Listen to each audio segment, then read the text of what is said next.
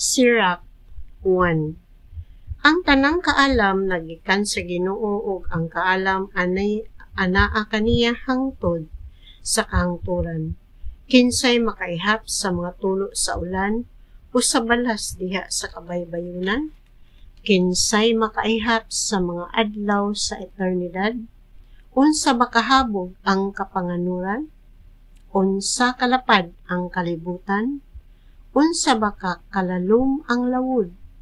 Unsa kadili matugkad ang kaalam? May makahatag bag mga tubag niining mga pangutanaha?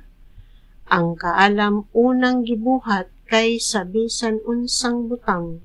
Ang salabutan sa kanunay diha na. May gipakitaan na ba kun diin magsugod ang kaalam? May nakasabot ba sa iyang talagsaong paagi? Usa lamang siya nga maalamon o kinahanglang mobarog kita sa kataha katubangan sa iyang trono. Ang Ginoo mismo mao'y nagbuhat sa kaalam, nakakita siya sa kaalam o giila ang iyang bili. Busa gipuno niya sa kaalam ang tanan nga iyang gibuhat. Gihatagan niya og pipila ka bahin sa kaalam ang tagsa-tagsa apan gibukbo niya kini ngadto kanila nga nahigugma kaniya. Kung mahadlokon ikaw sa Ginoo, maimo ang dungog ug garbo. Purong-purungan ka sa kalipay ug kamaya. Ang pagpasidungog sa Ginoo may usa ka kinasing-kasing nga kalipay. Maghatag kini kanimo ug usa ka hataas ug malipayon nga kinabuhi. Ug sa katapusan sa imong mga adlaw, ang tanan mahimong maayo alang kanimo. Ang Dios magpanalangin kanimo sa adlaw sa imong kamatayon. Ang pagkahadlok sa Ginoo maoy unang lakang ngadto sa kaalam. Ang kaalam gihatag ngadto sa mga matinumanon, diha sa mga taguangkan sa ilang mga inahan. Nagpuyo ang kaalam uban kanato, sukad pa sa karaang panahon, ug ang mga kaliwat nga umaabot musalig kaniya. Ang pagkahadlok sa Ginoo mao'y kaalam diha sa kinahingpitan.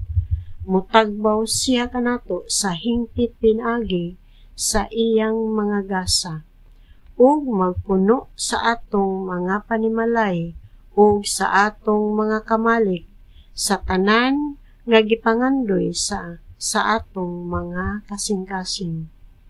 Ang pagkahadlok sa Ginoo mao ang bulak sa kaalam nga mubuklod uban sa kalinaw ug sa maayong panglawas. Ang Ginoo nagpaulan og kaalam ug pagpanabot ug magdugang sa dungog kanila nga modawat sa kaalam. Ang pagkahadlok sa Ginoo mao ang gamot sa kaalam. Ang iyang mga sanga mao ang hataas nga kinabuhi. Ang kasuko nga dili makatarunganon dili gayud maayo kay magdala kini kanimo ngadto sa imong kapakyasan. Pagpailob o pagpaabot sa hustong panahon ug unya moabot kanimo ang kalipay. Pagpakahilom hangtod sa husto nga panahon sa pagsulti ug makabaton ikaw og dungog sa pagkamaalamon. Ang bahandi sa kaalam mao ang mga makinaadmanon nga panultihon apan ang mga makasasala walay laing buhat gawas sa pagpangyamid sa mga butang nga Diosnon. Kung buot ikaw nga mahimong maalamon, tumana ang mga sugo sa Ginoo ug hatagan ikaw niya og kaalam. Ang pagkahadlok sa Ginoo mao'y kaalam ug usa ka edukasyon na mismo. Mahimuot siya diha sa pagka matinumanon ug pagka mapaobsanon.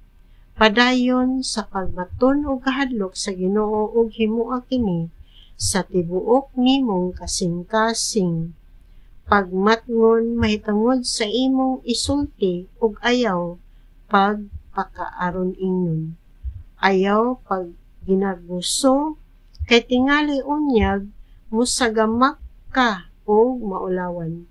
Ang Ginoo magpadayag sa imong mga tinaguan o maghimo kanimong ubos at tubangan sa tanan didto sa sinaguga tungod kay wala ka moadto didto uban sa pagtahod sa Ginoo kundili sa pagpakaaron ingnon.